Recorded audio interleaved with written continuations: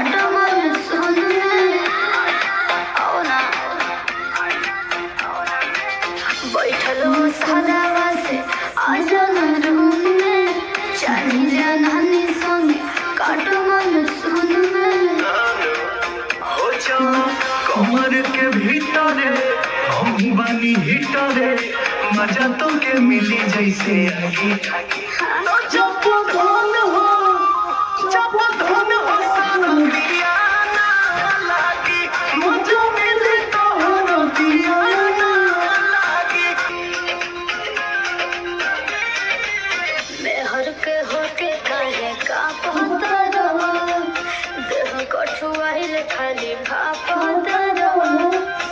चूल्ही में नून डाली तो पता रहो बानी बोलावत का सारा पता रहो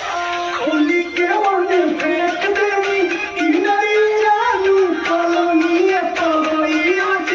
इनाई जानू पीला प्रेम रस गोरी कोरावे में कस गोरी कहबे नो भाग धनी जागी तो जब धन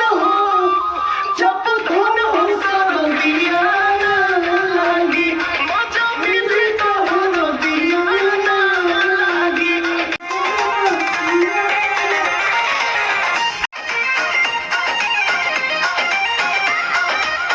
अब भगा दो चोरैया के